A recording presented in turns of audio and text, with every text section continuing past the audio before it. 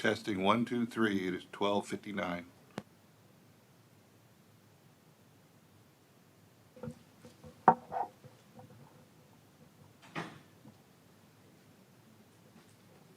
Perfect timing, brother. You got 30 seconds. Okay, thank you, sir. I'm doing better under your watch. Yes, sir, brother. You're tougher, Mr. Perry. Yeah. I don't know about that, but Oh, he's punctual. He warned me he would be. Wonder why he warned me. 1 o'clock, Dave? I know. I said I wasn't underwater. 1 o'clock? We're going to keep going. Well, me. I'm good. I got it right as soon as I hear 1.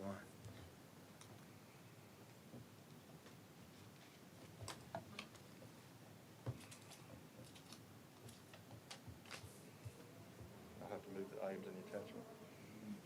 Yes, you get that. Good afternoon. We have returned from executive session. No action was taken.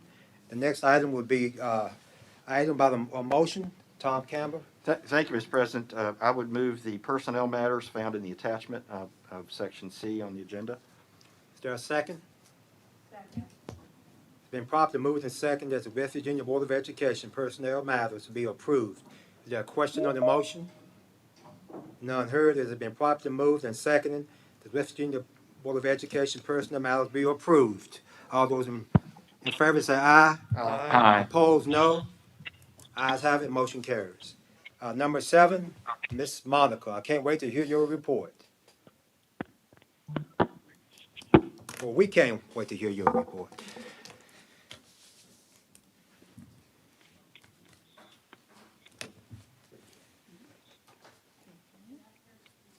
Thank you. Good afternoon, President Hall, Deputy Superintendent Blatt, members of the board. It's so nice to see you all. Thank you for the opportunity to share a little bit about some of the early and elementary learning updates that you all are receiving in hard copy, and then electronically you would have received from Ms. Harris as well if you're joining the meeting virtually. So the first item I'd like to talk to you about is actually the booklet that you all have. It's the West Virginia Universal Pre-K 2019 State of West Virginia Pre-K, and the reason you're looking at the 2018-19 data is because we wanted to be concurrent with the data that is provided by the National Institute for Early Education Research, and they actually run their data the year behind to make sure that they have all the information from all states. So the really exciting thing is that West Virginia remains a shining star with its universal pre-K program. And if you look at some of the different maps that you'll see in this book, it's just chock full of data. But I'd like to point you to page 18 in the booklet. And that's our NEAR data. That's our National Institute for Early Ed Research data. They have their State of West Virginia Universal Pre-K benchmarks. And you'll see that in 18-19, that is the year for which the most recent data is available from NEAR, we rank 8th in the nation for 4-year-old access, 15th for 3-year-old access. And then we're 8th with state spending and 4th for all state spending, including those federal Head Start dollars and DHHR dollars that are included with spending. So we're really proud of that. We know that we meet 9 of those 10 quality benchmarks for that are on page 19 as well. As far as the West Virginia Universal Pre-K program, it's highly collaborative. You've probably heard that before with our Head Start and our DHHR partners. In fact, in 18-19, we were 82% collaborative with our partners, meaning over 4 out of every 5 universal pre-K classroom was run in operation with a partner. So it could have been, there were lots of different configurations. We could, some classrooms were in the school building and had a Head Start collaboration. So those children who needed Head Start services could receive them. We had some collaborations with Child Care, Head Start, and the Board of Ed classrooms. So we've far exceeded that 50% mandate that was set in place in 2002 when the code was written. Also, we're at 78% participation for universal pre-K. That means that of the 5-year-old population in kindergarten this year, 78% of them were in universal pre-K as 4-year-olds. And again, this is a voluntary program, so most states aren't nearly that high in their percentage as far as participation. Many states years ago decided to work on either access or quality. West Virginia worked on both with the legislation that was written, and therefore we have a pretty outstanding system that is really run at the local level by those county collaborative early childhood teams. So I actually have two other pieces of information that I'd like to tell you about briefly that are in the one-page handouts that you have. Would you prefer that if you have any questions now, or would you like me to keep on? Keep on. Okay, great.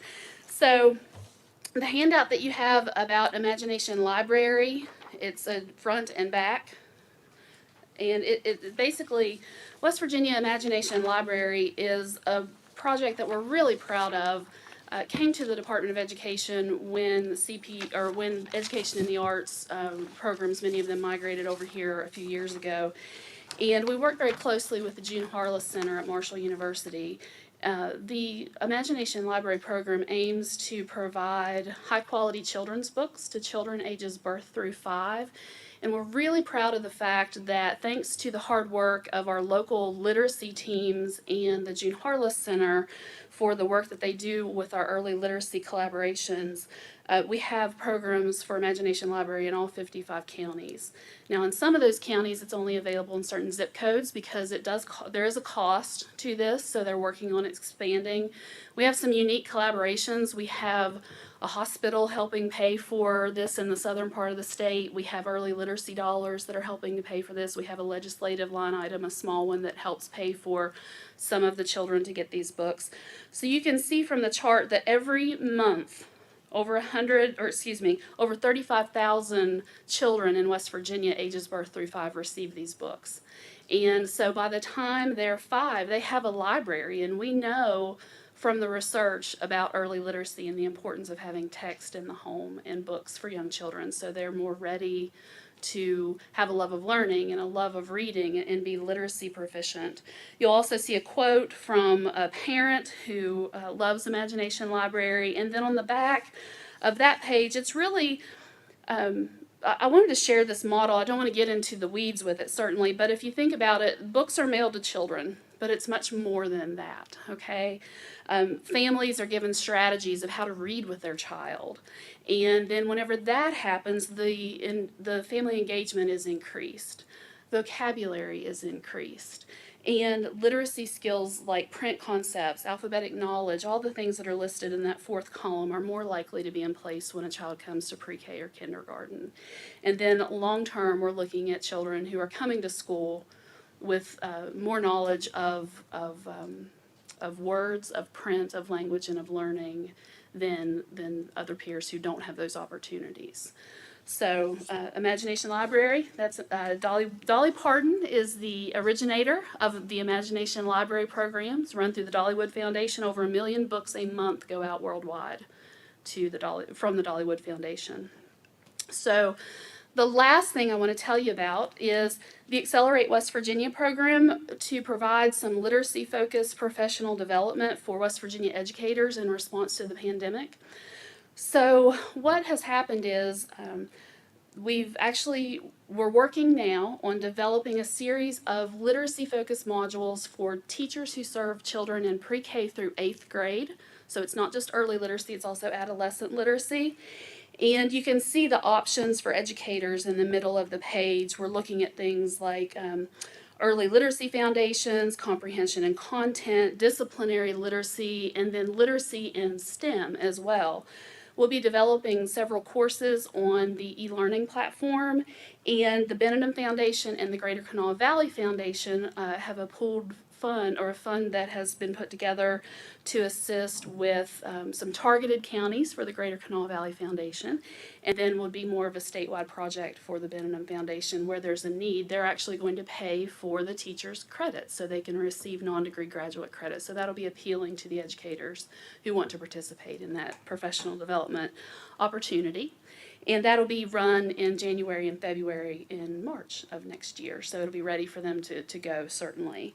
And then one last thing that I want to mention is we have an exciting collaboration with the Public Education Collaborative at WVU. We're working on an RFP, or really a grant application, where counties will be able to apply, or entities, maybe a library or a different organization, could apply for grant funding through Benedum and the PEC to receive funding to supplement their county campaign for grade level reading work. And I've spoken to you many times about the campaign for grade level reading and all that third grade literacy work that's going on.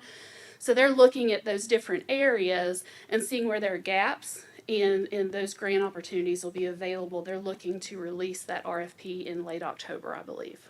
So that was a lot of information. I'd be happy to answer any questions you may have. Mr. President. Yes. Thank you, Mr. President. Thank you. It's good to hear some good news. Yeah. Yes. There's sir. a lot of it out there, but it's good to Yes, hear. sir. I went on the website, the NIEER website, and I noticed, just happened to, when I see West Virginia in a national report, it piques my attention. And I see that there's a new report indicating state and cities across the country are moving to improve pre-K teacher compensation, as recruiting and retaining skilled educators is critical to delivering high-quality learning environment. Strategies in pursuit of pre-K teacher compensation parity, lessons from 7 states: Alabama, Georgia, New Jersey, Oregon, West Virginia, New York City, and San Antonio. Yes. Yes. For a variety of strategies have successfully been implemented to get closer to or surpass equal pay and benefits for pre-K and teachers of older children. You don't need to go on that today, but could you provide the board with how? I'd be happy to. how- Yes, I can. It's tell- great we were included, but how we do that? Yeah, I can tell. You want me to save that for another time, or do you want me to tell you a little bit now? Let's say it now. Okay, all right. So with salary parity, what they're talking about in that report in particular is the fact that because we are so highly collaborative with our partners, if we have a teacher who is employed by the County Board of Education and then they serve in a child care center, they would be entitled to the pay of a kindergarten or a second grade teacher, or based on their years of experience and their degree, certainly. So that is one way that we're So looking that's help at funded it. through the collaborative partners? Well, no, it's not funded through the collaborative partners, but they might be serving in a collaborative setting. It would be a collaborative setting that is ultimately a program of the County Board of Education, though, okay. because an agreement would be in place. The other way So that the we're looking, compensation is still coming from the state and county, yes, but because of the agreement, they're entitled to more pay. yes, yes, and that is the case in those hours of where universal pre-K is in operation, which is that minimum of 1,500 minutes per week, and Oh, I see, because they're typically not in class 5 days a week. right, they have that. Well, some are. Some are. In the book, it tells about the percentage. I think it's about a 40-60 Yeah, I saw split. that. So, but yes, they are entitled because they have to have more rigorous. So- they have to have so- a more rigorous education than. Got you. So a child collaboration care. means what exactly? Collaboration means that there is a signed contract in place between the County Board of Education and a partner. A partner might be Head Start, which is a federal program. Okay. Or it might be a private business, a child care program. It might Okay, be a gotcha. private school as well. But what happens is when that agreement is in place, all of the components of West Virginia Board of Ed Policy 2525 have to be adhered to. Our Gotcha. early learning standards have to be adhered to. They're more rigorous than our child care licensing standards, and they're aligned very, very well with our federal Head Start standards as well. So collaborations look a lot like a lot of different things. Sometimes counties provide meals. Sometimes child care centers provide supplies. It's 55 different ways, really. Great. Yes. Yeah, if there's any more precise information, I don't want to bore the whole board with precise financial information, anything you can provide me, that'd be great. I am a CPA after all, and I love numbers. Absolutely. And the other, I may pursue with you a little bit later too, is the state spending at number 8, just dive into those numbers a little bit. That's probably on the website as I dig a little bit further as well. Yeah. Look at how other states fund, I would guess. Yes, yes. And If I Janet have any questions, Bachhager. I'll let you know. Yeah, please do reach out. Very I'd be interesting happy. information. Thank you, Mr. President. Thank you. Any other comments or questions to Monica? Just Yeah. a quick, first of all, very impressive, Thank you. all this information you've given us. And I know how you are. You like to be 100%. So on page 19, where you had 9 out of 10, Yes. at 90%, what is going on with the staff professional Well- development? So you get a check Yes, there? yes, we want that check, and I know Okay. Dr. Barth wants that check. She could taste it, and I do too. We want it, but what it is We actually meet half of that benchmark currently. So with universal pre-K, we require 15 hours of professional development per year for all those universal pre-K educators. And so we meet that component, but the component that is not met but was strengthened by the most recent passage of 2525 earlier this year is the utilization of an evidence-based coaching model. And when I say coaching model, I mean instructional coaching model. So we don't require that as a state, but for example, Head Start does. So 64% of our classrooms are collaborative with Head Start. They meet it already. Good. All those programs that utilize the Head Start model or other evidence-based coaching models meet that, but we're not at 100% of all of our classrooms utilizing an evidence-based coaching model because we know coaching by the research is effective and beneficial for children. And the pyramid model would be just one of many of those models that Absolutely. are out there. Absolutely. A second question, and this has to do with what's going on right now in our schools. Could you tell us a little bit about preschools and kindergartens and how their staying open appears to differ from the other grades at times? You know, I get asked questions, and I refer them all here. I don't answer them.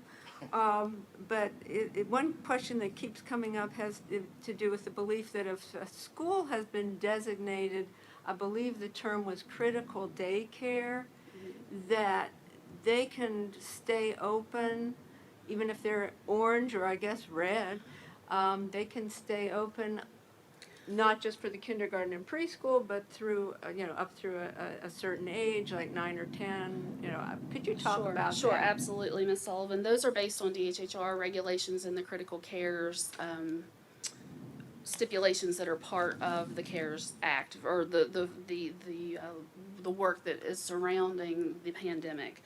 So what happens is, though, we provided clarification to make sure that our county collaborative early childhood teams understand that if I'm a collaborative in a child care center, for example, then if I'm considered a critical child care center, and this is only really for pre-K for operational purposes. Now, for those school-age children, they might be receiving services what would have been before or after school, and they might operate during the school day, but that's all part of the DHHR regulations. So we're not really managing that school-age critical care at this time. But what we've done is send out clarification for our child care programs to understand that West Virginia Universal Pre-K follows our pre-K through 12 guidelines. So while children might still physically be in those settings, if their child care center is deemed a critical care site, they're not receiving those West Virginia Universal Pre-K services in person.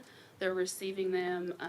It does look a little different because if I'm a child care teacher, I might also certainly be the universal pre-K teacher on record for that child. So what we've had to indicate, of course, is that universal pre-K would be provided supplementally remotely during those times whenever a county is red, basically, just like third grade. So a county in orange, right? Take Kanawha. Mm-hmm. So right now, preschool and kindergarten who are associated with the universal child care, Universal pre-K, Pre-K. those pre-K programs. okay, they are allowed to operate.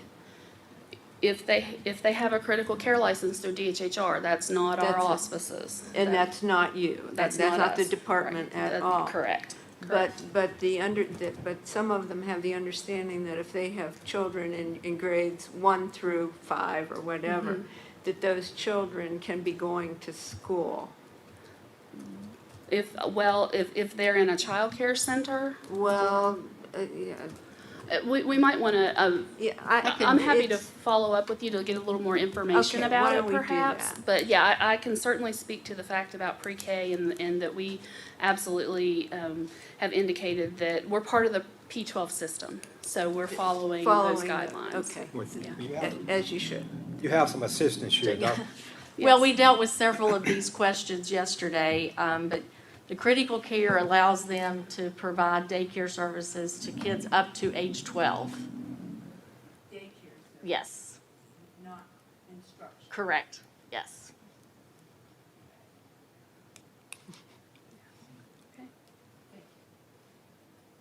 Any more? Any other questions, concerns for Monica? I have a question. Sir, There's some great information. thank you. Turn to page 6 in this book. Now, and I see where you got 2 counties. It says collaborative partner available, none available. Can we help those 2 to get someone, or are they moving forward and trying to get Well, someone to help them out, or? we have a state pre-K steering team who works very closely with with the county collaborative team. So for example, where there's no partner available in Tucker County, what that means is that there are no DHHR licensed childcare centers there who meet the criteria and want to partner with the Universal Pre-K program.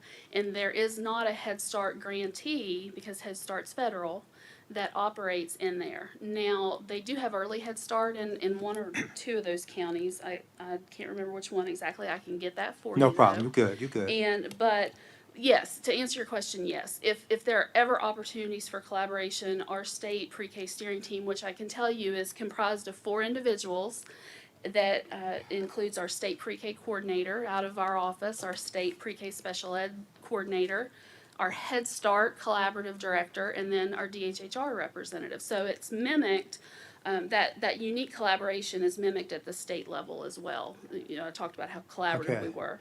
So yes, they are always working on helping counties and early childhood teams be as collaborative as possible Okay. in all areas. Because we don't want to see any young person be left behind. Right, That's, right. you know, that's our goal, is to move them, help move forward. Also, I'm gonna put you on the spot. Sure. You got some great information. So what is your vision in moving forward in your department? As far Okay. as universal Well, pre-K is that's concerned? fair. That's fair for universal pre-K. I think that, you know, we just know that there is a huge need for ensuring that this is a voluntary program. The family is always the first teacher of a child. And so we are very fortunate in West Virginia that so many families want to enroll their child in universal pre-K. So if you'll look at the participation rates, it's on one of these pages in here. We have remained somewhat steady with our participation rates. And I'll tell you, if you give me just a second, which, 13. thank you, Michelle. This one, no. So at the top of page 13, you'll see those participation rates. Since 2012-13, they've gone up, but they haven't gone up tremendously. So we don't necessarily think we're ever going to have, or necessarily will have, a 90% participation rate, and that's okay. But what we can focus on is continuous quality improvement and quality efforts, not just for pre-K, but for K2, K5. And so what we've been working on, and I think you all have heard me talk a little bit more about the longitudinal study that's going on with NEAR they're doing in West Virginia.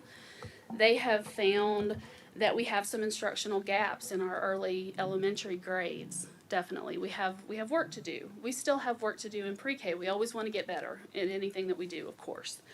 But we know that looking at that continuous quality improvement process that's built into pre-K, because they have opportunities where they have a program review process, for example, for pre-K. We're working with NEAR, National Institute for Early Ed Research, to mimic that and make it available for K2 in West Virginia. And to look at that eventually down the road, maybe for 3-5, so that if a county really wanted to dig in and say, we have some early gaps in what we're doing instructionally, and it shows up in 3rd grade, but during the testing, right? But we know that they're not just from 3rd grade. Those gaps start at birth. When we get those children in pre-K or kindergarten, there's a lot we can do to help mitigate any gaps that are there, but we definitely can always improve what we're doing. So for a county to be able to look very, very closely at their early learning program, their classroom environment, their instructional support, that's where we're going. We're looking at quality at this point in time, because like with pre-K, we have the access, we have many, many families who are bringing their children. Counties advertise every year in different ways. So that they have to do that, and they continue, we're seeing some increases, but more so than the access, we're looking at quality. And really just not for pre-K, but for all grades. Thank you for sharing that, and I'm not gonna bet against you, you could get 90%, but, thank you, you and your department, and, for your vision and moving forward. Again, we said thank you and job well done. Thank you Any so more much. comments or questions from Monica before we move on? Thank you. Thank you. Okay. Next item on the agenda, it'll be item eight, superintendent report. Dr. Blatt, you wanna, Clayton had to step out for a few minutes.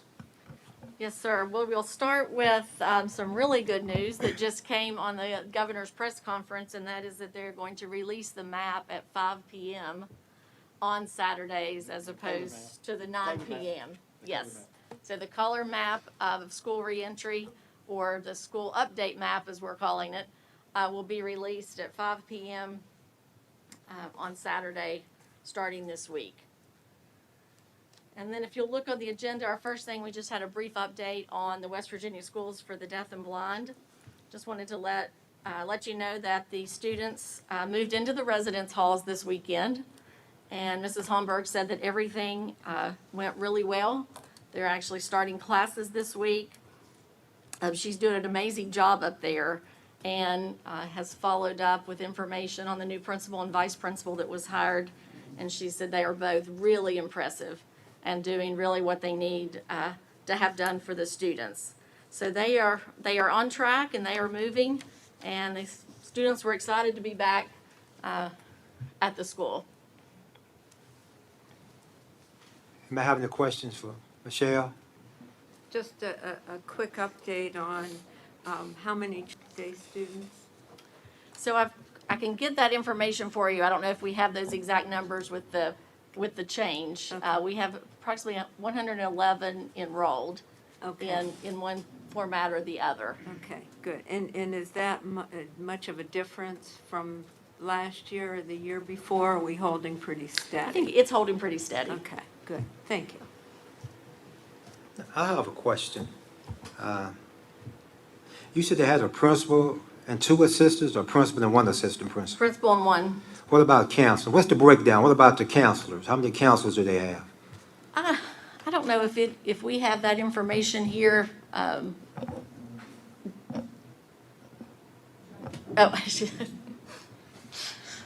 guess the reason I'm asking that is that, you know, when you have a breakdown of the principal, assistant principal, the guidance counselors play a major role in those young people's lives. So I'm sure they have some counselors. As far as how many, I don't know, but we just need, those young people need someone that they can talk to from time to time, not just about academics, but some personal problems. So And I know, like you say, I know they have at least one counselor, and then they have multiple student support services and transition services in place for those students there. okay, all right, thank you. The next part of our superintendent update is to talk about the financial preparations that we have worked with to meet the COVID-19 challenge. And Melanie Perkey is going to share that information with you. Wow. Wow. Jeez. That's good. Good afternoon. The information we're sharing is available on our website as well, on the COVID-19 resource information, but we wanted to let you know about what kinds of funding have gone out to the counties in COVID response, specifically for COVID response. And what you have here is a county listing. You can see on that spreadsheet format. The first column, the ESSERF, that stands for Elementary and Secondary Schools Emergency Relief Fund. That is the portion of the CARES Act that came specifically to state education agencies. That funding was allocated out to the counties in a proportion similar to Title I. So we looked at their FY20 Title I allocations, and the total amount that we received for ESSERF to give to counties, they received the same proportion of our total as they received of their total Title I funding. So that is primarily based on the proportion of low-income students that they have. The second column is we conducted a competitive grant process where counties could apply for special projects that they wanted to do related to their COVID-19 response. And they had to apply in 3 areas of priority. The first area of priority was to deal with social emotional concerns. The second priority was technology. And the third priority was to address achievement gaps. And this column is color-coded. If they wrote and received funding for social and emotional, it's the teal green shade. If they received funding for technology, it's yellow. And if they received money for the achievement gap, it's red. And you can see there that not all counties applied for funding. We had 3 counties that did not apply at all. And we had 3 counties that applied but did not receive funding. And the reason for that is we specifically went through all of their title funding for FY19 and FY20. As if you know, they started FY21 in July. So with the extension that the CARES Act allowed on 19 money, it doesn't expire in September. They have another year. So we looked at the 2 years of past money, and if they had unexpended balances at the end of June, then we deducted that unexpended balance from what they requested. And we had 3 counties that made requests, but their requests could be funded on that unexpended monies. So we did not fund their application because we felt they had sufficient funds in the previous 2 years' unexpended category to cover those. And some of the counties did not receive the full amount they requested because we deducted unexpended funds that they had. So then the final column, you can see the total. And those competitive grants, they were made up, funded through both federal dollars from the ESSER, from our Elementary Secondary Emergency Relief Fund, as well as state dollars that we recouped from activities that were canceled because of COVID or other things that we have not been able to do. So you can see the total is over $91 million have gone out to. Mr. President. Yes, sir. Thank you, Mr. President. I think I'm one of the ones that asked for this information. Excellent. Just a quick question, or may not be quick. What can the districts typically use the allocations for? The ESSER, the original column, there are 13 bullets, but pretty much anything related to COVID response, whether it be for instructional purposes, and I can tell you more than half of the funding was spent on technology for remote learning. So they purchased devices, they purchased software for learning management systems and that type of thing.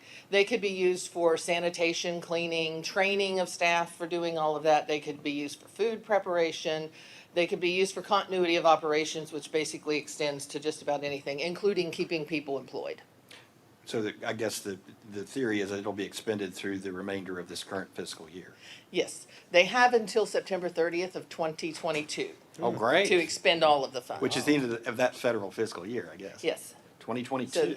So they get the funding for 2 So school years. if they're able to and responsible as well, they can carry this funding out for a period of time to continue to help, because we're going to have this COVID with us for a while. Right.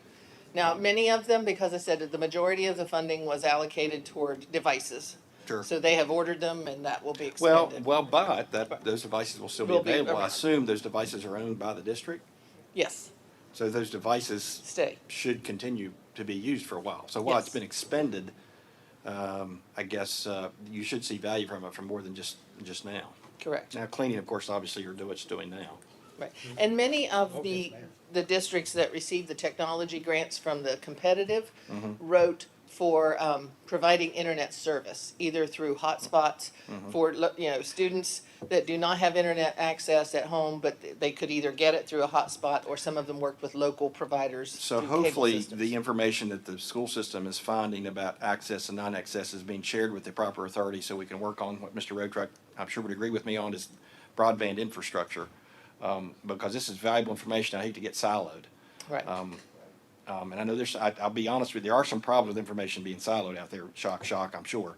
But now's the time to break those down and get broadband out to West Virginia. I think it's a key factor for West Virginia schools and a key factor for West Virginia. I mean, this report's excellent, pointing all this out. Your report after that is excellent. I really appreciate the information and your comments. Just want to point out that we pulled up there on the screen how that first column was spent among the counties that Melanie's referring to, and the categories. And then also some of the counties that did not receive the full funding many of them had applied for access points and different things that were part of the new Kid Connect program. So they were gonna get those through a different pot of money, and that's why they were taken out of the total there. Any questions? I have a question here. I noticed Raleigh County, that's my county, the grant, they got 450,000 for social and emotional. Yes. That's terrific. I mean, how much time do they have to spend this, but how long a period of time? That came out of state funding, but we gave them the same amount of time for the federal and the The state same amount? to avoid confusion. Okay, okay. And not just Raleigh County, I look down through here and I see the one social and emotional. So evidently, we all know that that's a need in the state of West Virginia, and that's something we're gonna have to address, and evidently, you got some counties starting to do that, so. Again, this is a terrific report. Any other questions or comments? There, Thank you. Thank you very much. Very, you've taken a complex bit of information and you've really presented it to us so clearly, so thank you for that. The governor recently announced the $50 million, I believe, for PPE purchase. Will that go through the department, or will that be going through some other agency? It was for $50 million for the schools. It's my understanding that that's coming out of the governor's CARES funding. But other types of funding that he has allotted that go to schools, so far he has sent through the department. So it might be expected that he would do that. Because that is totally focused on PPE, it's not focused on technology or any of the other initiatives, will any of that money be used to help students in private schools or homeschool situations? Go Go ahead. ahead. Let me jump in real quick. I'm not sure if the money is coming here or it's going to the National Guard. Because we've been working with them on numbers of students and numbers of staff so that they can ensure that they can continue to keep a steady supply available for the schools. And I did receive a call from one of General Hoyer's staff the other day asking about the supplies that would go into the private schools as well. Okay. And then a question related to the private schools. We read a lot about the court case that I guess is continuing at the federal level. And could you just update us on that, what's Yes. happening? And on that first column, the formula-based grants, Right. all of those are subject to equitable services. So the counties had to calculate equitable services for the private schools in their district. And when the law says that the equitable services are calculated in the same manner as Title I, which all Title I calculations are based on the number of low-income students. When the rule came out from the U.S. Department of Education, it said that it needed to be calculated on total enrollment, which, in some instances, mainly in other states, there were large differences between those two numbers. So then I think we have 3, maybe 4 federal court cases now in motion, and the issue was that the rule did not match the law. So districts and states around the country have filed lawsuits against the Secretary and the Department of Education. And currently, what we proposed, and we had our counties do when this all started in July, we asked them to calculate both ways. So you calculate based on the number of low-income students in the district for the district allocation and the private schools' low-income students, and they get their proportion. And then you calculate based on total enrollment for both. We said you begin to serve immediately your private schools based on the lower number. And we asked them to put the difference between the lower and the higher number in a reserve account. So it's basically sitting in escrow. When the court cases are complete, that will make the decision of what's in escrow. Does it provide services to the private school, or does it go back into the public schools account? And currently, the latest court case was an injunction. There are 3 of those federal court cases that have actually started in the process. Injunctions came from all 3. This final one on Friday was nationwide injunction to stop on the rule. But, we are sort of still holding in our pattern until we see if the U.S. Department of Education appeals or something becomes more final before we tell the counties, give them any direction on what to do with that escrow money. That makes good sense. Yeah. Thank you. And if I could, the difference, to be really clear about what the governor offered up and provided to private schools, because of the issue of, private schools with that money in escrow, they don't have the benefit of having the supplies or the services or whatever they wanted at the start of school. Right. So the governor said he would give out of his funding to the private schools that difference. Okay, So the private schools will get that funding out, that difference, regardless, out of the governor's money. And then if, depending on how the court case goes, if it goes in favor of the secretary's rule, they would still get the difference that's sitting in escrow. okay. That But makes at least the sense. governor's money would get to them sooner Okay. and not be held back. Okay, thank you. Any other questions or comments? Again, thank you for this report, and great job. Appreciate that. At this time, Terry Harless is going to provide an overview of our 2022 budget that we've submitted to the governor's office. Good afternoon, President Hall, Deputy Superintendent Blatt, and members. It's good to see you. So yeah, we wanted to just touch on a few highlights of the department's budget, and it's timely to do so because on September 1 each year, all the agencies submit their budget. And we did that about a week ago on the budget for the 22 year. That's 10 months away. Just a couple of things I'll say about. You'll recall that as we ended the last quarter of last year, fiscal 2020, that's when the COVID effect began and the COVID economic effect began. And so it was actually on June 30, there was an executive order issued to agencies. There was a year-end budget reduction that was necessary, and the Department of Education was mandated to determine $2 million for their portion of the budget reduction, and it actually was fairly painless. There was some money in 3 different line items that was going to expire, and the money had already been used per formula. And so there was no harm done to any counties. All the money that was intended to flow out did. In the end, all the state aid and everything in those last 3 months of the year went out timely, and so we were very pleased with how we ended last year. Looking at this year, so we're 2 months into this year, and we watch the general and lottery revenues pretty closely because we as a department rely on 43% of those funds for our operation. And happy to say that the first 2 months of this fiscal year have been positive. The actual revenues over the estimates have come in at $242 million to the good. There's $242 million surplus for the first 2 months of this year. Now, part of that was the deferral of the income tax into July, but either way, we're happy about it.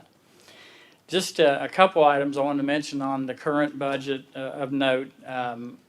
There was an additional $2 million that was included in the department's budget. That was for non-traditional child hunger solutions. And so our Office of Nutrition is taking care of that $2 million. That's a program that's a backpack program that's going to provide food for students on weekends and holidays and on scheduled breaks.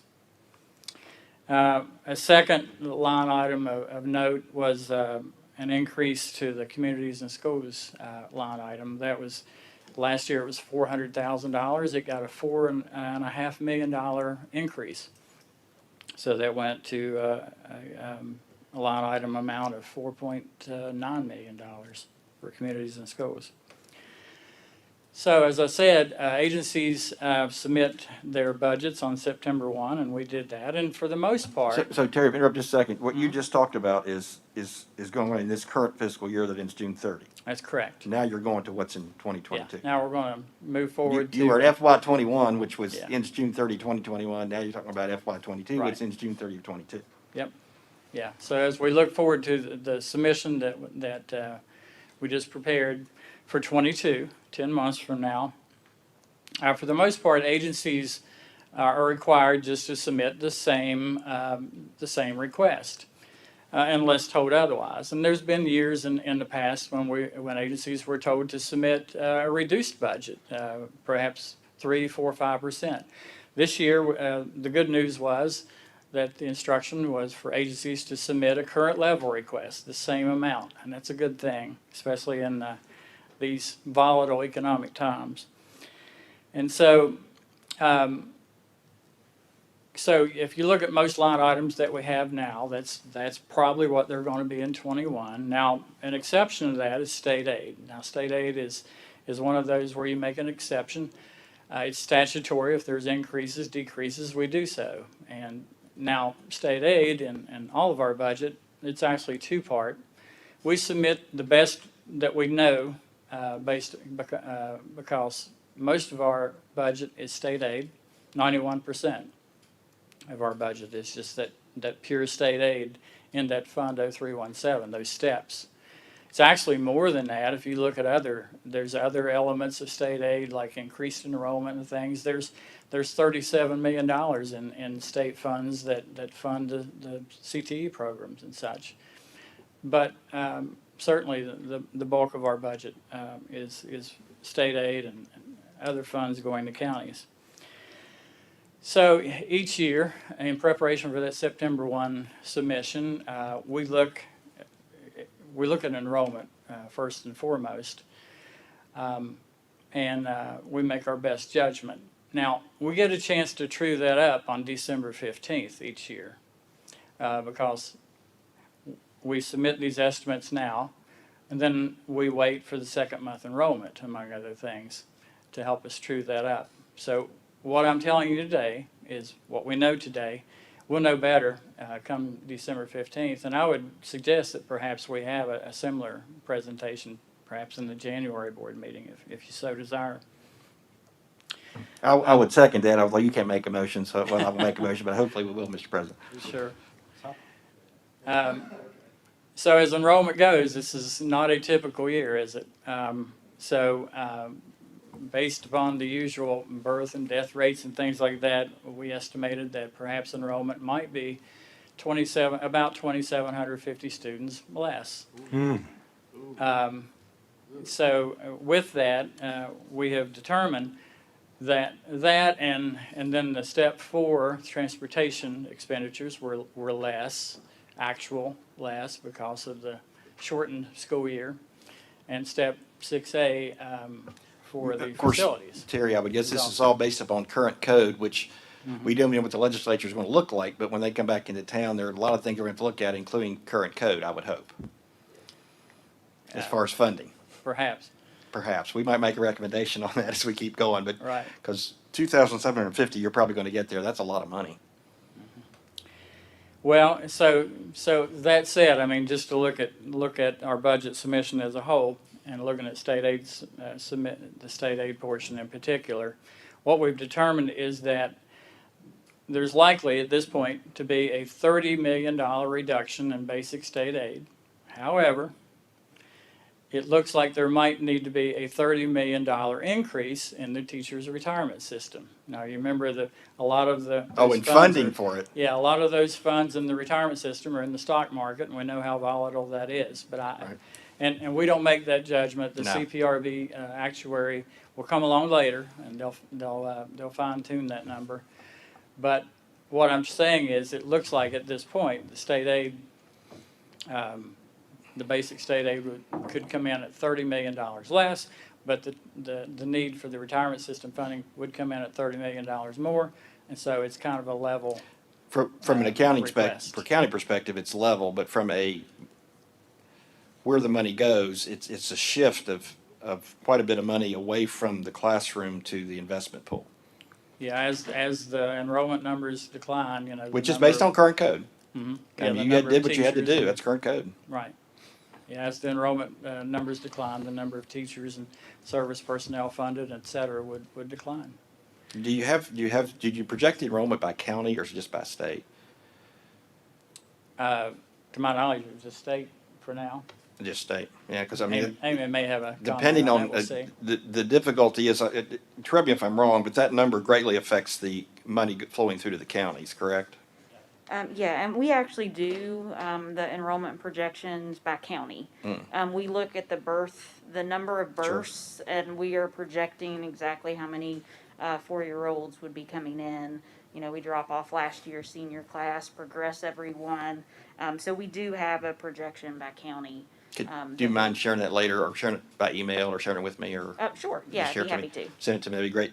One of the things I would throw out too, which I wouldn't, we don't know who the legislature's gonna be yet, but once we know who they are, you know, the counting, I think, and the count is done in October, I believe, the official count. Yeah, we will collect enrollment October 1st. And this is gonna be probably the weirdest year in your memory that we've collected data on enrollment. Yes, I think this year. Is that fair to say definitely- weirdest? I think so, yes. So my point I'm trying to make, and I'll make later maybe to our legislative friends and maybe, you know, the governor as well, is that this year we're going to have to look at this very carefully. We may have unintended consequences of not counting people that are really should be counted, and reducing funding that the districts really need. If that's fair, I mean, that's a policy statement on my individual behalf, but I think we need to be careful. I think once we have the October numbers and Mm-hmm. have the actual enrollment declines, True. it'll be easier to assess if we need to recommend to the legislature. I agree. To take action and. It'll be do some easier, type but of hold but harmless. my or- fear would be depending on some of the districts, the numbers could be wildly low. But I guess you'll have an idea. An idea on that. Yeah. Once we do that data collection, we will have a much better idea. You know, no matter what happens with the enrollment, we are still going to have the step 4 significant decline in funding, and Well, the because step that's 6A. step because 4 is those- based on actual expenditures. Yes, and so is step 6A, Mm-hmm. and both of those had significant declines during fiscal year 20, which is the basis for Because the of fiscal COVID. year 22 calculations. Because of COVID. Yeah, I'm definitely on the transportation side. We're gonna dig in and ask some counties what led to their declines on the maintenance side, because they would have still had to pay utilities and pay Right. those bills even though students weren't in the school. So basically, you're going to be really busy this year, I am gonna be really. as if you weren't busy enough. I appreciate all the information, and you know, I just think it's something the board needs to be aware of, and the state as a whole, that you know, the code was written at a time when things were normal, and now things are not. So, and I'm sure the legislature will be amenable to that. I've talked to some that I think will be there. We'll wait and see. That I know they're going to be looking at that. It's going to be a year we're going to have to look at things a little bit differently. There were just a couple other things I could add Sure. if you'd like. So otherwise, there is an opportunity for agencies to ask for things in addition to the current level, and they're technically known as improvements and supplements. And so the board or the department did that. One of those was the need for high acuity special needs. So there was a line item that appeared in the department's budget several years ago for high acuity special needs. The line item was put in at $1.5 million, and it's been that for since inception several years ago. It's not enough. It actually it helps. All that goes to counties, but it's not enough. It's actually about 28% of the need. We've determined that it would take about $6 million to make that whole. But for starters, we've asked for an additional $3 million this year. And so that will allow the governor's office and the legislature to know of that need. And if they're able to fulfill that, it'd be appreciated. A second item, a second improvement was for the attendance incentive bonus. So you'll recall that last year, the line item appeared in our budget, whereas if a teacher missed fewer than 4 days, they would get a $500 bonus. Well, it was about a $2 million appropriation, again, just best guess. In the end, when the year was over, we had to wait to see when the year was over and what the actuals came in at. It was lacking by about $1.6 million. Now, Some of that may have been COVID related. It was a shortened year. But the actual is what the actual is. And so code actually mandated us to ask for that improvement so we can make these counties whole. So we've done that in both, as both a supplement, as in for the last year and current year, and as an improvement going forward, assuming that'll be the continued need. And then one final improvement was a request to fund an additional diversion and transition program in Fayetteville. There's a facility there called New River Ranch. It currently serves 26 children, and they're educated at Fayette County schools. It's a facility in conjunction with DHHR, and they've asked that perhaps we could establish a new program there with our DTP program, and so we have asked for that improvement as well. Otherwise, that is about it. As I said, we'll know a little more as we get that second month enrollment, and we'll submit our December 15th submission as we always do. Do we have any questions or comments for Terry and Amy? Just, Deb? I guess, Terry, more of a philosophical statement here. Every year you've come in and you've shown us a chart where the appropriations starting, I don't know, 20 years ago or whatever, were up here, and then we come down like that. That's it. Except you do, sometimes when you do it, it looks much more drastic than that. You've got to work on the visuals here. But imagine where we would be as a state if we had just stayed right at that level, and the amount of money and the difference that could have been made in our schools if we as a state had bitten the bullet back so many years ago. I'm gonna take this. Yeah, I would give some credit to the folks across the street, both the governor's office and the legislature, in at least one thing they've done to try to capture some of that enrollment loss and funding loss as a result. Is those steps 7A, 7B, 7D.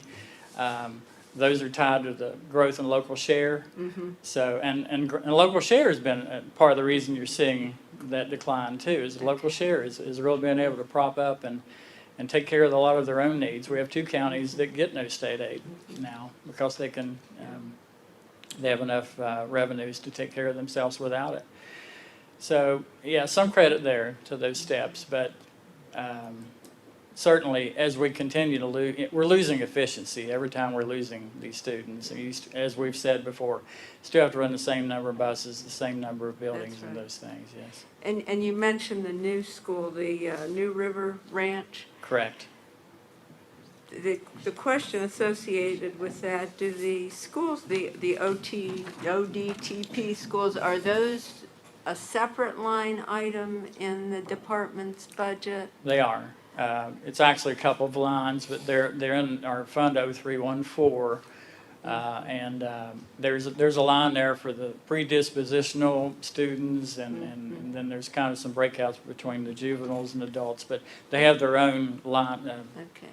items to operate from. I assume there is no such facility in Fayette County right now? I don't know where they're all located. Yeah, I know there's about 42 of them, Right, and yeah. even it's sometimes hard to Yeah. count whether Yeah. you're counting roofs Right, or not. right. That goes with schools as well. I'm a little unsure if we have one in Fayette Okay. County. but One there- doesn't come to mind. There are, what, 26 young people, you say, Correct. in this institution right now? Yes. And it's like the other ones, they're kind of in and out, back and forth between school. The goal is to get them back into their schools. Yeah, I was talking to Jacob Green just Uh-huh. a few hours ago, a little bit about this, and he was describing that most, some of those students in the DP are in correctional institutions and such. In this case, it's a DHHR facility, and I believe it's mostly social, emotional needs that they have. And the Mountaineer Challenge Academy, the new one that's opening in Montgomery, that is not part of the department budget, as I understand? It No, is no. not. No. That's correct. So other than graduation requirements and those kinds of things, the department has no real involvement with the new Mountaineer or the one up in Preston? No. You know, we do work with them and look at some of the graduation requirements and and things like that. And then we work with some licensure and issues and things as well with the certifications. Are we seeing any uptick in the number of young people who are going into the diversion programs? Or, yeah, and I know this is, to me, it's related, because it does all come down to money. Right, But- and many of the diversion programs with Jacob Green have kind of remained, maybe the best word would be stagnant over this COVID pandemic. They had several facilities that were not moving students after the court hearings and different things, just keeping people where they are. And he was working last week with a couple of his facilities to determine how to start transitioning some new students or some new individuals into that have been placed there by the court And system. these institutions have remained open during the COVID crisis, Yes. regardless of the color of the county? Yes, because they've done a they're lot of residential. virtual instruction with them as Okay. well to keep them separated. Good, thank you. Thank you. Any other questions or comments for Terry? Again, I'd like to thank you and Amy. It's been some tough times, but I tell you, you stepped up to the plate, and we really, really appreciate that. State of West Virginia appreciates what you've done, and you and Clayton and your cabinet members. It's been a great working with you, so keep up the good work. Michelle? All right, let me backtrack just a little bit. It's great to have wonderful people that provide you with the information. We do have one counselor right now at the School for the Deaf and Blind. Our projected enrollment that we were expecting to move in and to start this week were 68 residential students. 42 of those residential students are with the School for the Blind, 26 are with the School for the Deaf, and it represents 22 out of our 55 counties. We were expecting enrollment to begin, with the ones that entered this week. You know how much interaction they have with the program out of WVU, with the I Foundation up there, where they are, the WVU, maybe It's Scott knows. the I Institute. The I Institute. Do you know if there's much interaction between them? I'm not sure. Dr. Barth, are you aware of any interaction with the WVU I Institute, or we can? Okay, thank you. Also, to jump back to school reentry, we are excited that we finally got students back in the classroom. We passed out before the meeting our cards that every kid is one caring adult away from being a success story. And so we know many of our kids that got into the schools yesterday, this was the first time that they had actually been with a caring adult throughout the course of the past, I think it was 179 days with the governors. There was a lot of excitement as to get children back in school from the community as well. Christy provided an update for us that there were 30,000 people trying to hit the map at 9 p.m. Saturday night. Wow. They were getting 37. Wow, Yeah. that was one. They were getting 37 hits per minute. Media sites were sharing the map, and their sites were very slow, as ours was, at not loading the map.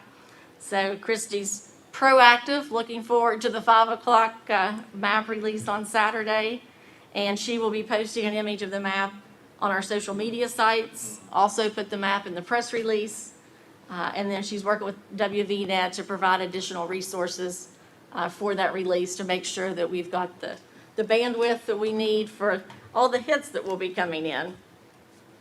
We saw lots of wonderful pictures, though, of students yesterday, heard from lots of our superintendents. Some teachers and principals shared some pictures, and I said you could see the smiles even behind the mask of some of those students as they were sitting there doing activities and things in the classroom. But the last thing that Superintendent Birch asked me to share with you is a memo that he has written regarding remote learning. As you know, we've had a lot of discussion about the difference between remote learning and the virtual learning and what it looks like. Remote learning was a new term, I believe, to all of us when we moved in to the pandemic into March. And we have had 9 counties that this past weekend were forced to go into remote learning. Some counties have considered implementing full remote learning on their own, and that prompted the statement that you have here from Superintendent Birch that he's worked with the department to deliver. As we've said, school did open yesterday. Our superintendents have worked diligently with administrators, teachers, staff members, students, and families to return to school as safely as possible. If counties unilaterally implement full remote learning outside of the health metrics, our concern is that we've taken the parent choice or the options away for the families. According to the most recent review of the county entry plans, 74% of our families in the state opted for in-person or blended learning for their children. We know many are struggling to make accommodations for childcare and employment, but we will continue to make decisions from this level and with the governor's office in regards to our state DHHR health metric, because we've all, along with this board, have wanted the safety and the health of the students and the teachers and the administrators to be the top priority. Please understand that remote learning is reserved for extreme circumstances and should only be exercised when justified by increases in community spread that create a health emergency. Why is this necessary? Because full remote learning is not equitable for all of our students. We've talked earlier today about the access to the internet for some of our students and families, and the fact that not all of our families have the resources for someone to be able to stay home with the children, keep them on task, and help them complete their schoolwork. Our youngest children do not have the cognitive ability to learn this way unless they have the support, again, of an adult or a family member in their home. Delivering paper packets to students once or twice a week was the best that we could do in many cases as we closed out this school year. But we want more for our students if we want to try to provide these equitable services as we begin this school year. If full remote learning is required in the future, it must only be done when the science and the metrics indicate it necessary to do so.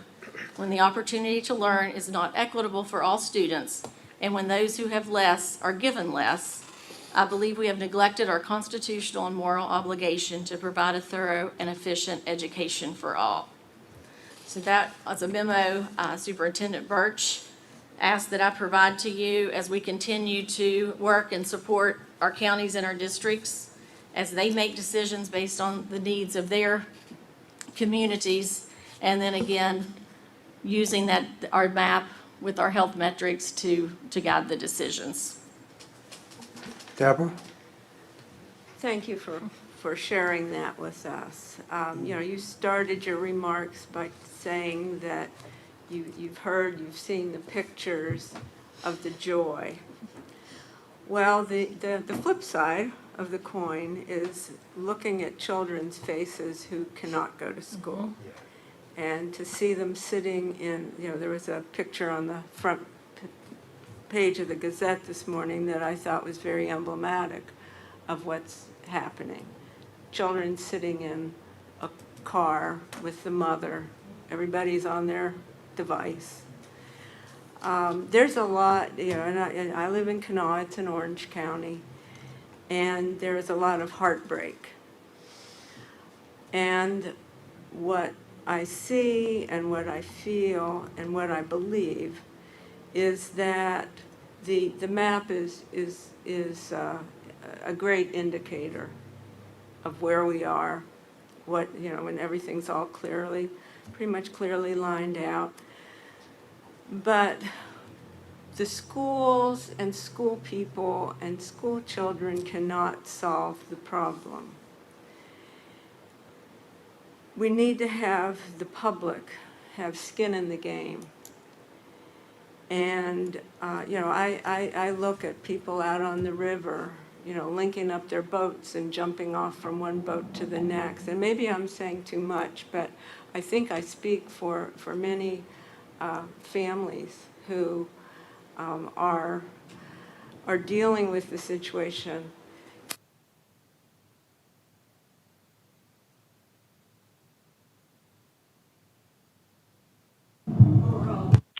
Something happened with our audio.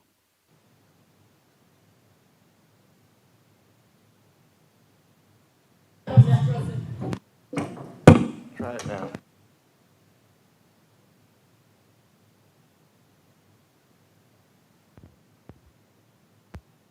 Hmm. Still not getting anything.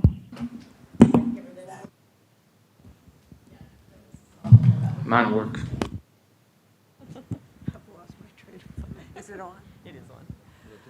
But I think that until we get the public on board in helping to solve the problem, it's not enough. It almost feels that the schools are the only ones being affected by what's going on, rather than the public. I mean, the public is in control, and choosing to follow or not follow the rules is hurting children and We families. can't hear Deborah. It's on now, it's on now. Can you hear me now? Still low, Miss Deborah. Pardon?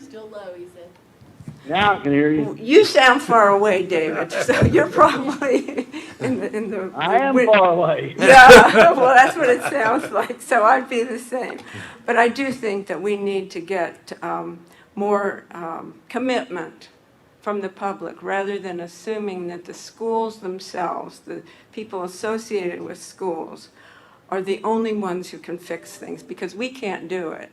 And we, being the parents and the grandparents and the teachers and the principals and the superintendents, we're at the will and pleasure of the public where it comes to this. So I don't know how, I don't know what can be done to encourage people. I know as a board, we support the masks and the social distancing and all the things that have been laid out.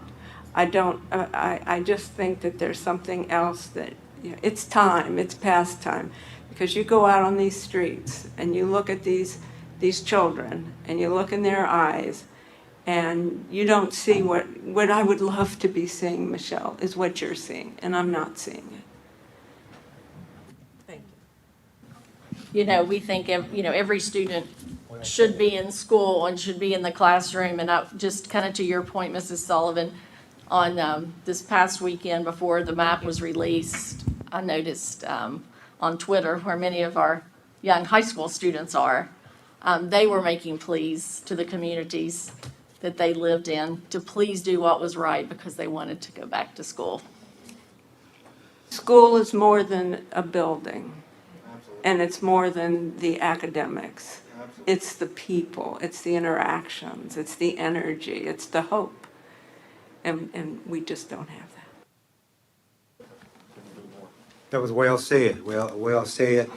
As we, over the last month and a half, we had these policies, we had these plans, 29, 30 pages long, and we talked about communication, we talked about execution, and I think the schools are doing some of that, but what I'm hearing you say is this: we all have to be able to execute, all of us, the families, and we all have to execute to get our young people back in school, and it bothers me too that they're not in school. And so we'll keep on working and keep on making progress, and I hope soon they all go back to school. So, but we have to stay on top of things and help in the way we can. Anything else, Doctor? That's all, sir. Okay, next item number 9, West Virginia Board of Education member updates. Dr. Perry, you have any updates? I can't keep up with Dr. Perry. Dr. Wilson? Are we still on? Okay. Nancy, you have any updates? I'm fine, thank you. Okay. Dave? Nancy? Yes, sir. Thank you very much.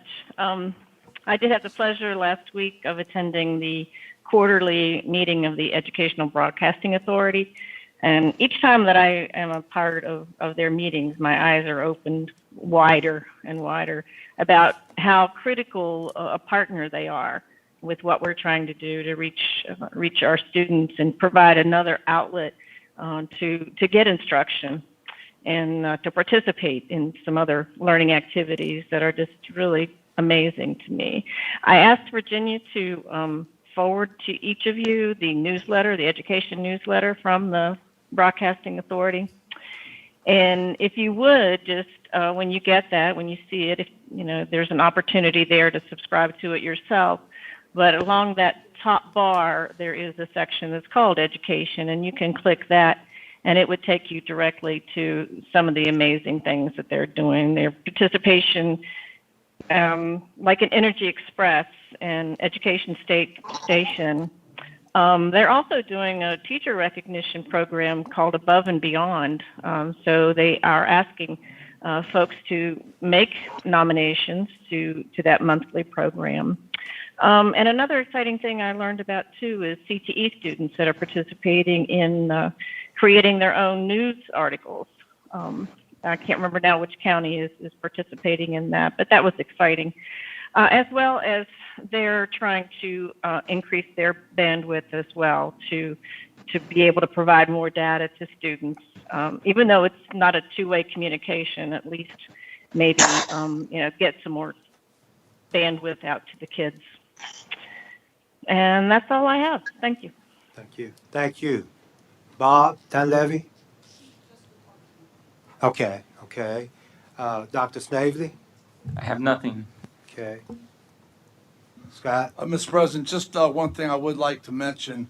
We had a very generous donation by the Highmark Foundation of $500,000 to help provide PPE for the school system all across the state. I just wanted to make note of that. It was very good.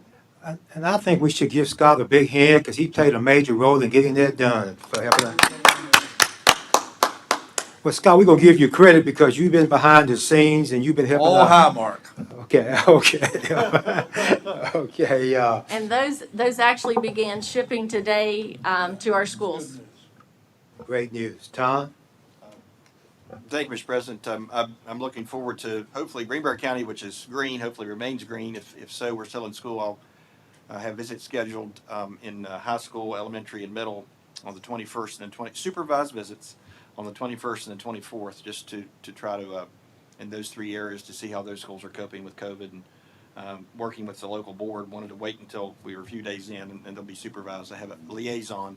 But I'm looking forward to walking in and just observing what's going on and reporting back to the board at the next meeting. Okay. Deborah?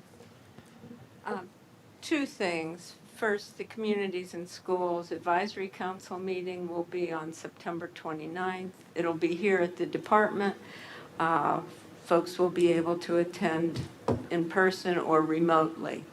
And we'll hear more about that. And there are several things going on, and I'll feel more at liberty to discuss that at our next meeting. Okay. But before we move on, I'm feeling Take your time. I'm feeling a little incomplete here. There you go.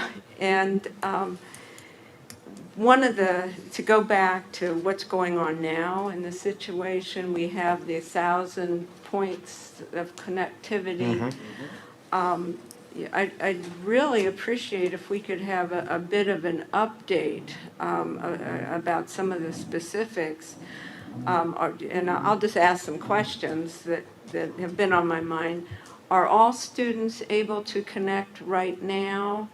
Is there a lag time? How long is it going to be? How confident are we that all children who need them have laptops to start school? What's the timeline? What's the cost? Where are the funds coming from? And associated with that, and I know this is a litany of questions, but I've given this a lot of thought. We read and hear that in some cases buses are being used to transport children to hotspots. So is the plan to have children sitting on the buses in the parking lots, doing their work, and how long will the buses be parked, and who's supervising them? And maybe Dave, Dave Cartwright could tell us what's going on with second launch, because I know that all but if we could hear a little bit about what's going on with the 1,000 points of connectivity, that would be helpful.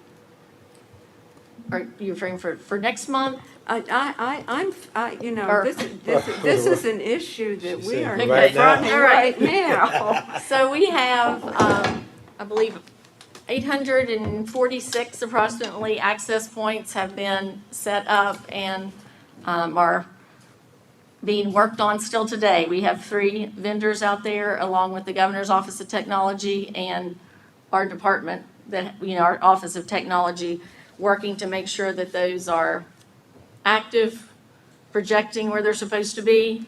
And Superintendent Birch is going to provide more of an update. He just walked back in the room. We were pretty clear with the governor. Yeah. Well, the good news is 5 o'clock release of the map on Saturday, so that should help some. So the 1,000 points of light, I don't think the governor's been shy. I have not been shy. It's a Band-Aid. I mean, let's all be real clear. That's all it is a Band-Aid. Scott's been with us since the beginning, talking about the broadband expansion. Thank goodness they recognize we need that. But the other issue is what we found is about 70,000 families signed up for virtual school. We're already seeing them drop.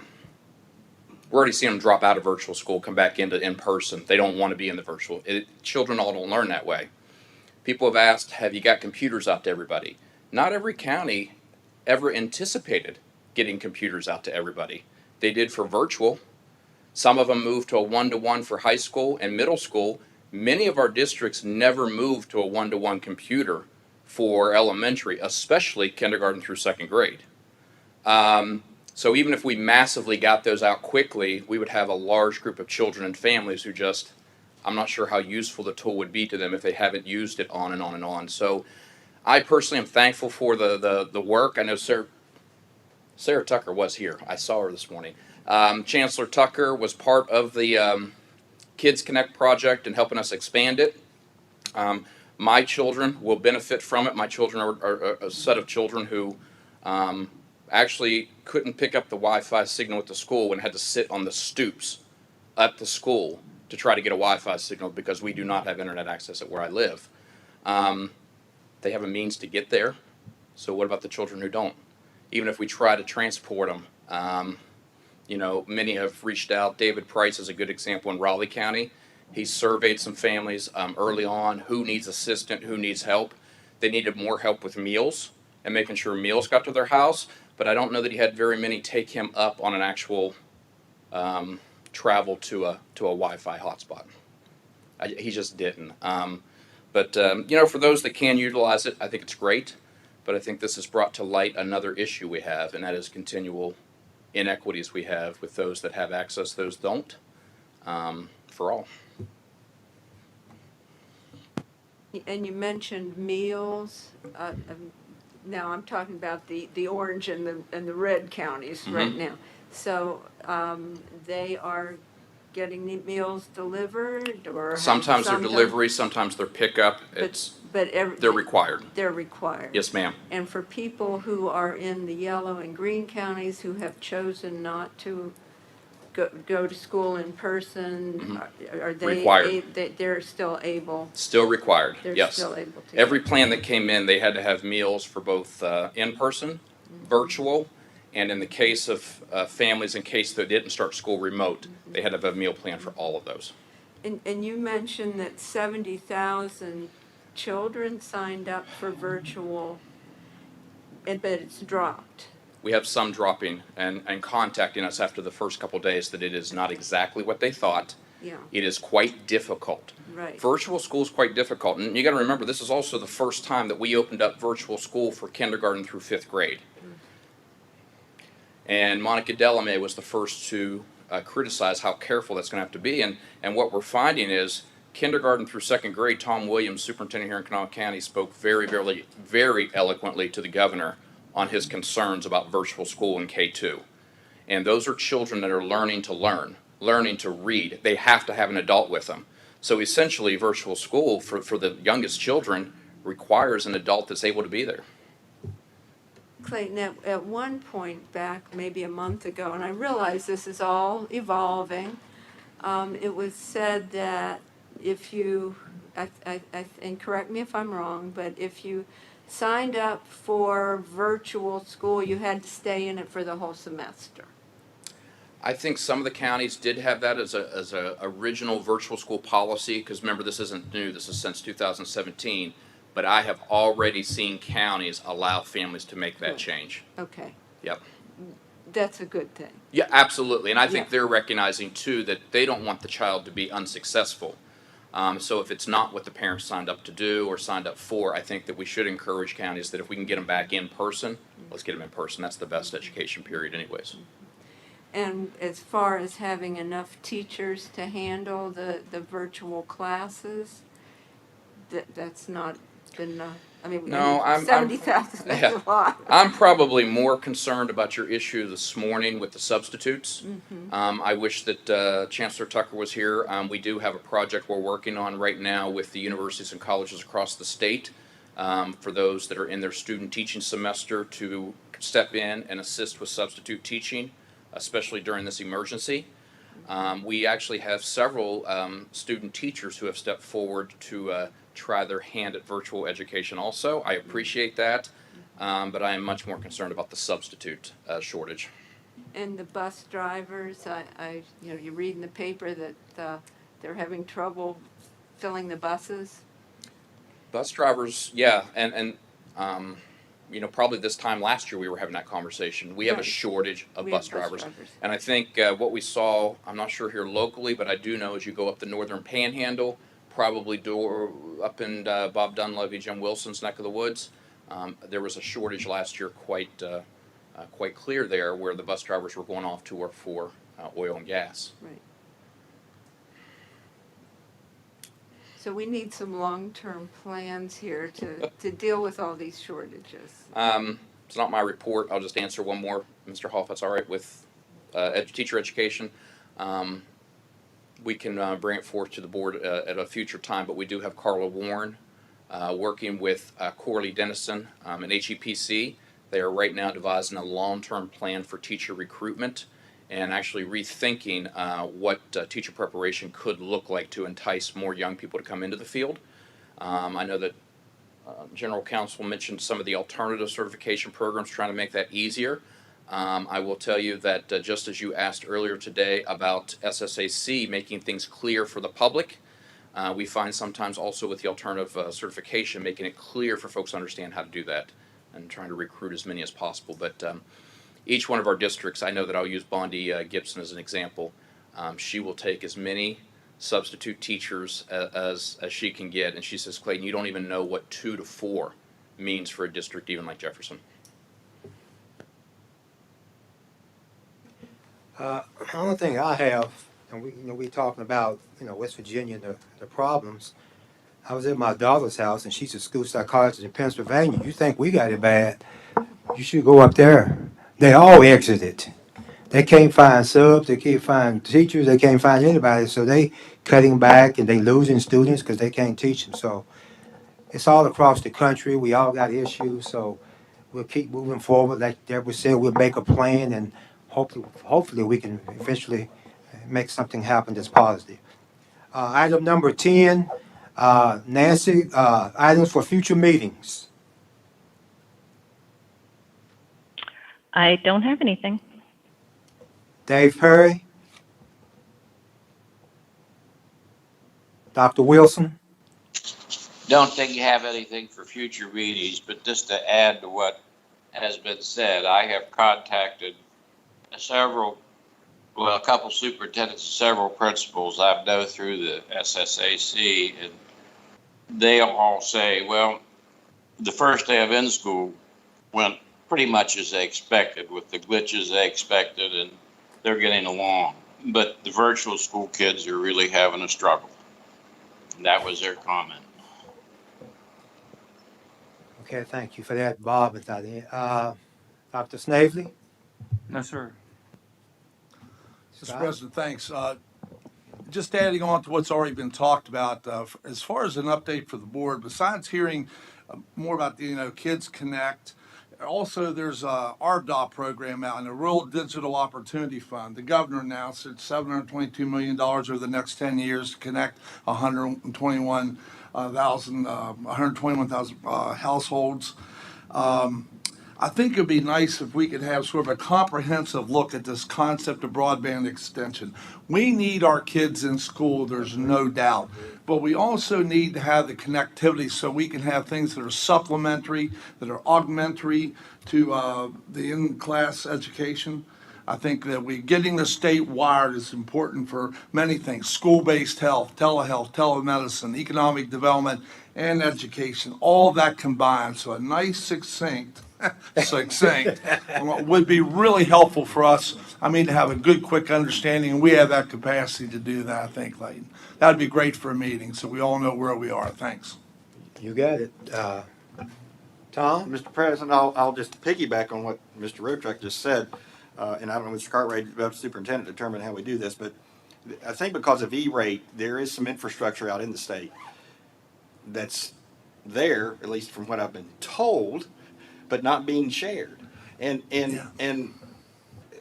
if that's true, Mr. Roadtruck, that's extremely frustrating. The idea of awareness is important. Just Saturday, a week ago in Preston County, there was an announcement, USDA money, a grant of $10 million to Prodigy to put fiber into Preston County. There are 4 to 6 programs under USDA, much of which is not even well known about.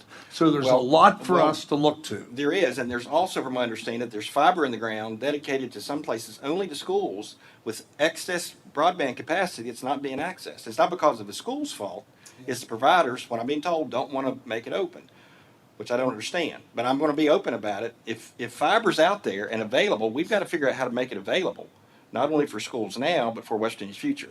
It is indeed a complicated subject, but it's one we need to understand quickly. Exactly, and I agree. I tell you what I hear, and what I hear may be incorrect, but if we can help drive it through what's going on now, if we can help drive it to some degree and publicize it and understand it better for our students now, but for our future later, I mean, to me, this justifies an agenda item if superintendent feels like he can provide an agenda item.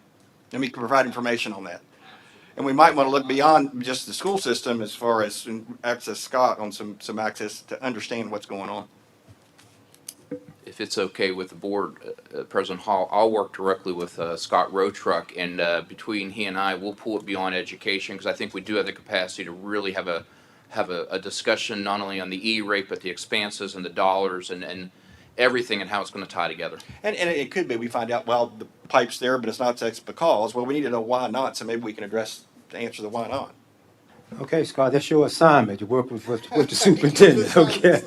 Okay, all right. Don't say anything. Deborah, I have nothing. you don't have anything? She's afraid of it. Well, I don't really have anything for that item, but, I mean, I have a lot, but I'm not gonna mention all of it right now. I know the COVID has kind of put us behind the 8 ball, but, I'm trying to say this professionally and not to say this like it's in a negative sort of way. We got to continue to adapt to the COVID-19 because we got some other issues besides the COVID-19. So starting next month and the month after and the month after, we got some work to do. So we're going to get that done. But for right now, we're dealing with the COVID, and I hope it gets better between now and October. But we're going to continue to move forward, and we continue to do what we think is best for our young people. Mr. President, if I may, I'd just like to say one other thing. I know we're talking about a lot of challenges here. The public really needs to know this Department of Education are working day and night on Day and this. night. They really are, and we appreciate what you all do so much. Thank you. Often 7 days a week and sometimes 7 nights a week. Matter of fact, I'm going to say this. I had to go out of town. I didn't skip my assignment. I had an assignment too. I think it was Michelle called me. Somebody called me. It was Christy. Christy called me, said, we need you in Charleston on Sunday. I said, well, I got to go. I got to leave town. I didn't have to leave town, but I thank Tom over here for pinch hitting, but, they working on Saturday, Sunday, Monday, Tuesday, you know what I mean? 8 hours a day, and we really appreciate your effort. And, your whole, you got a great cabinet. And I'm a firm believer, when you surround yourself with good people, positive things happen. So we're gonna continue to Well, move and forward. Mr. President, locally, the ones I've seen locally, talked to, listened to, they've been, this is a huge team effort. And I guess what Ms. Sullivan said earlier and what Mr. Superintendent and I tried to say Sunday, we need everybody on this team. That means wear your mask when you're out in public, 6 feet distance. We need everybody on this team to make West Virginia successful. Uh, Item number 11, next meeting will be scheduled here in Charleston, October the 14th. Do we need a 2-day meeting, or we don't know yet? Okay, but anyway, right now, we got it scheduled for October the 14th, 2020. Looking at 10 o'clock, starting time is 10 o'clock, but that's something we have to look at it before we make the final decision. Item number 12, motion to adjourn. Can I get a motion to adjourn? So moved. So moved and I'll properly make that moved. motion. It's been properly moved and second. All those in favor say aye. Aye. The ayes have it, motion Aye. carries. Thank you for a great day, and appreciate your time and your effort and moving forward.